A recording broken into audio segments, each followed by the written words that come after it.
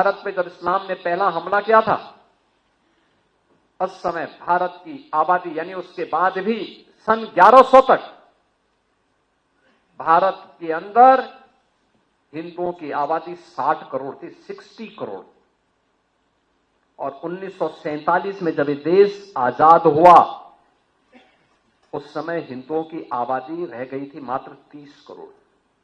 आप मुझे बताइए, इन 800-900 वर्षों में हमारी आबादी बढ़नी चाहिए थी कि कम होनी चाहिए थी?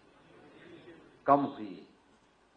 हम 60 करोड़ से 30 करोड़ पे आ गए, यानी आबादी ही नहीं घटी, हमारी खेती के उत्पादन को भी कम कर दिया गया। ये आबादी जो कम हुई, आक्रांताओं ने ही मारा नहीं, बल्कि भूख से मरे, बीमारी से मरे,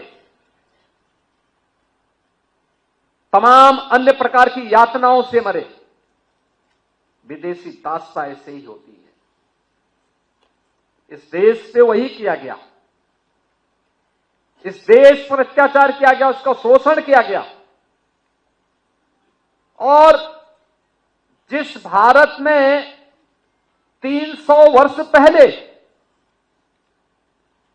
आधी से कम आबादी खेती पर निर्भर करती थी, आधी से अधिक आबादी उद्योग धंधों में लिप्त थी, बड़े उद्योग नहीं, यहां पे कल कारखाने थे, लघु सीमांत और लघु और कुटीर उद्योगों का एक जाल फैला हुआ था।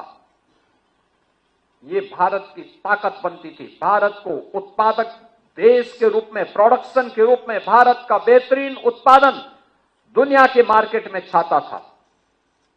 दुनिया का व्यापारी यहां आता था, यहां से लेके जाता था, यहां से व्यापारियों का काफला अपना सामान पहुंचाता था। क्या नहीं था भारत के पास? सब कुछ तो था।